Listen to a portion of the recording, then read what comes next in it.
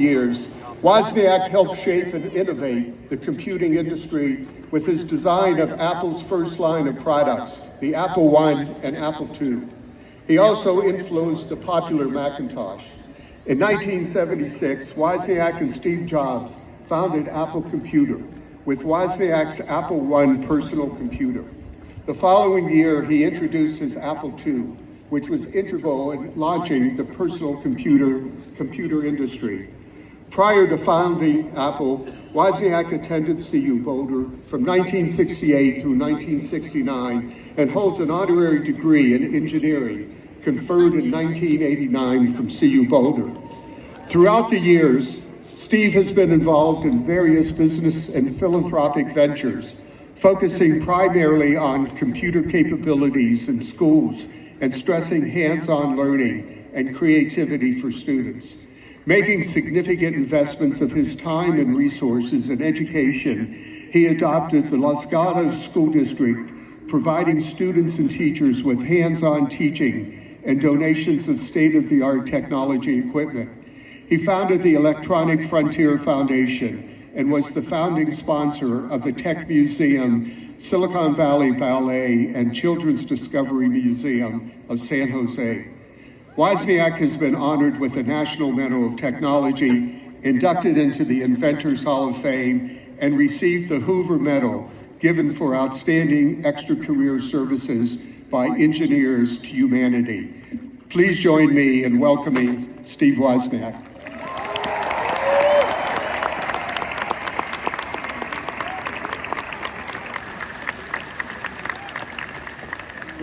It's going to be one of the most important days of your life that you'll never forget. Same is true for me. This is one of the most important days of my life to be here. You have no idea what this campus means to me, but for all these years I've spoken for over 50 years. It's the most beautiful campus in the world. I tell everyone about me. I feel sorry for one of my 3 kids who didn't go here, but the other 2 did. And when I was here, they told me to be brief and entertaining, so I put this robe over my briefs. And today is special for me. It's our anniversary, me and my beloved wife, Janet. Yeah, we love each other so much, we celebrate an anniversary every single day. And this is day 5,753. My first trip ever out of California was from San Jose, when the airport had 2 gates, to Denver to get to Boulder to look over the campus with 2 friends from high school. It snowed that night. I'd never been in snow before. Out there in our underwear throwing snowballs and making snowmen. I was definitely a candidate for schools like MIT and all that. I taught myself to design computers when there were no books or courses or anything on it. And I had all the 800s on the SATs for math and science. But that snow affected me so much. I love the cold to this day. Everyone says you're a cold person. You go out when it's freezing with short sleeves and shorts. And I love the cold. To me, it means freshness, the freshness of Colorado. So I told my parents I would only apply to this one school, none of the others. And my parents told me they only had enough money for 1 year of out-of-state tuition here. That was a sad thing, and I did get here my freshman year. 1968, when you had to walk a mile to get to the town of Boulder. And, but I don't know, I came to love it, the look of everything and all that. It was a different place, fewer buildings back then. Anyway, my parents let me follow my heart. When you really want something, love something, it's your passion, you should have your parents just supporting you going in your direction, not telling you, no, you should study this, you should go to this school, you should do that. So I treated that the same way with my own kids. My parents didn't force their values on me. They treated education as the brain. You know about different types of people and the way they think, the way they act, what they do. The only thing universal was you should be honest. And they let me choose for myself. So I was careful to be that way with my own children, that their choice was the most important. They're not being directed into something. You've all been educated to be leaders, not followers. Don't do what everyone else tells you. Don't do what everyone else does. Think for yourself and decide what's right and wrong.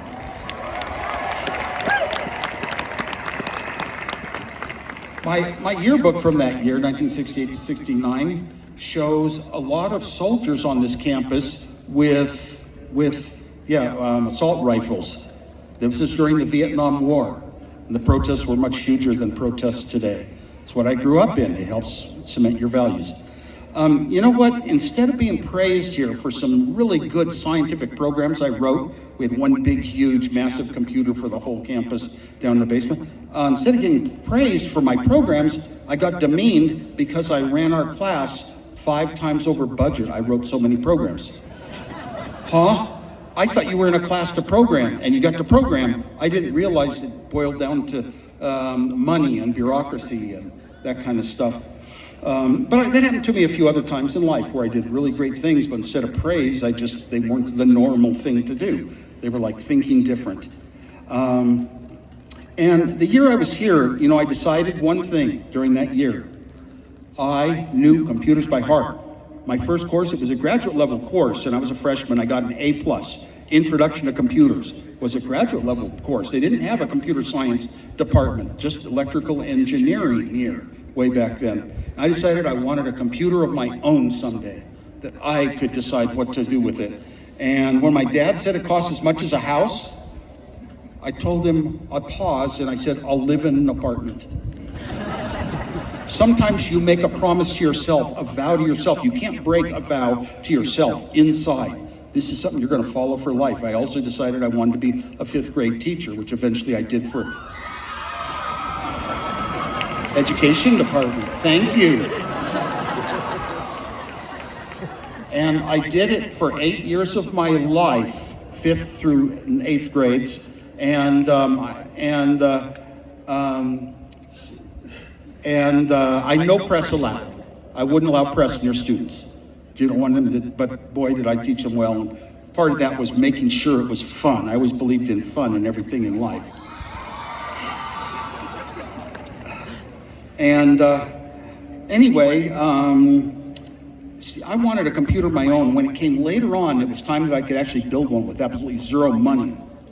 I wanted to help other human beings do more with their life than they could do without the computer, and not to rely on million-dollar mainframes that companies and universities could afford, but to actually be able to afford their own. I thought about it, and finally, that things were right for the cost was the main thing, and I never did any of these particular things that I was doing to start an industry. Never did them before, but I was smart enough to go down to the basics of how electrons flowed through wires and create these things. And I decided that I read an article about a guy named Sumner Redstone, who was the CEO of a big media company, Viacom. And he was flying around to one city to sell a company for $1 billion of today's dollars, and then flying to another one to sell one for $1 billion. I thought, wow, to have that kind of money, that kind of power, that wealth and power, would you want that when you die? And I thought back and I was laughing at a prank that I had played with friends. And I said, no, I want to die remembering my pranks and the fun I had and funny jokes. So my life, I decided life, for me, this is my decision, was not about accomplishment. It was about happiness. How do you define happiness? Well, for me, it was a formula. H equals S minus F. Happiness equals smiles, comedy, music, whatever, minus frowns, minus F, frowns. How do you avoid frowns? Things go wrong. They just go wrong. Get in the mindset, if something goes wrong, I'm not going to blame why it went wrong. I'm going to do the constructive step. If my car got dented, I'm going to go take it to a body shop and get it fixed. Be constructive. So also don't argue. I found that anytime you argue, you've got a line of reasoning. Somebody else has a line of reasoning. You both have good brains that believe in following lines of reasoning. You're both good people. Dave Mason sang in a song, there ain't no good guy, there ain't no bad guy. There's only you and me, and we just disagree. Think about relationships. Bob Dylan said other lines like, you were right from your side, I was right from mine. We're both just one too many mornings and 1,000 miles behind. By the way, I really discovered Bob Dylan strongly when I was here at campus. Went to my first concert First concert ever, which actually was Simon and Garfunkel at CSU. A lot of good experiences you can read about in my book, I Was. And the day that I met Steve Jobs, he was 16 years old, had no albums. I brought him to my home and showed him all the liner notes and interviews and lyrics of Bob Dylan albums that were out at the time. Anyway, I found, of course, that college for me was the most fun 4 years of your life. You want to be around other people with similar personalities. 4 years of your life, or 6 or 8, depending how much fun you have. We started, Apple with this intent of equalizing things for the disadvantaged. We wanted to make blind people equal to sighted people. Steve Jobs and I talked about that, and look how successful we've been. Everywhere you go, look at the sidewalk, and everybody's walking around oblivious to where they are. The big technology word today is AI. I get asked about that a lot. I don't have time to get into it now, but I believe in the A, but not the I. Because after Apple was successful, I returned to college for my final year of college. And I was very famous by then, so I used a fake name at Berkeley. And I took the psychology courses for psychology majors. I was a psychology major. I wanted to bring me closer to education. I still wanted to teach. And, but even with AI, we can't build a machine that equals the brain of an ant.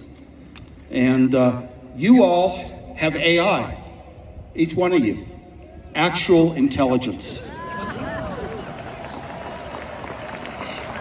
Many of us in the tech field, we keep trying to create chips and all to make thinking machines that really think like a human. Well, I was at a company where the engineers figured out how to make a brain.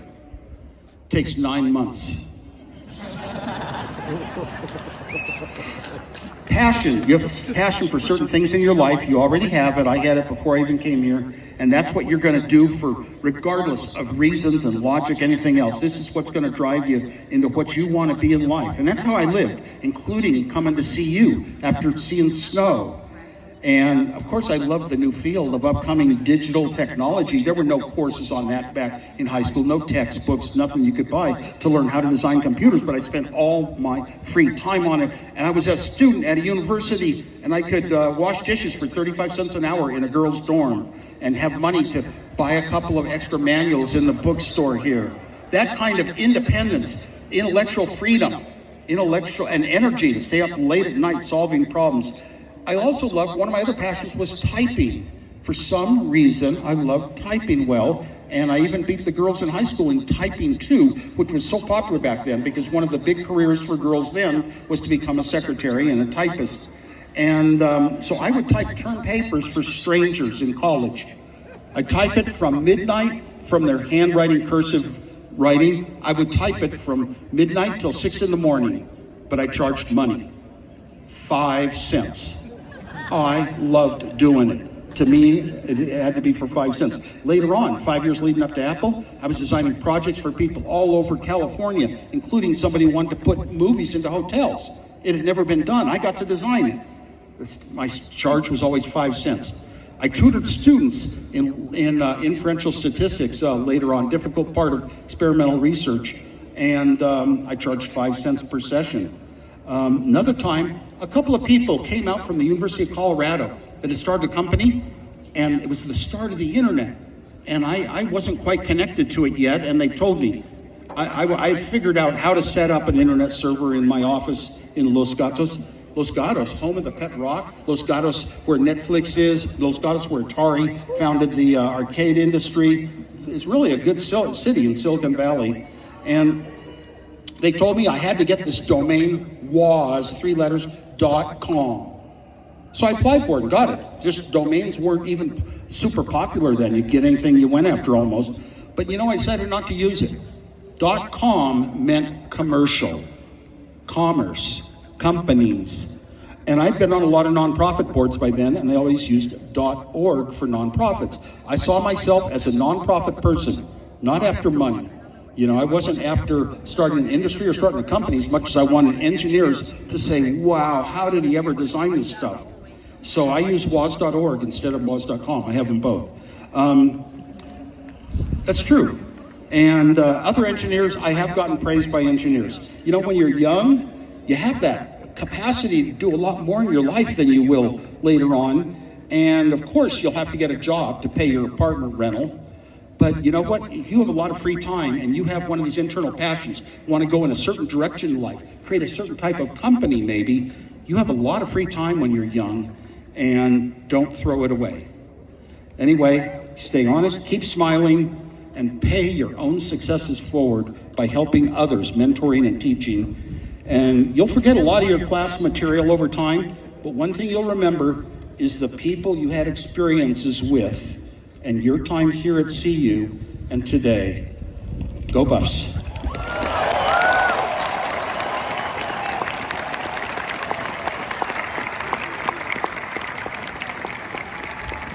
Thank you, Mr. Wozniak. Today,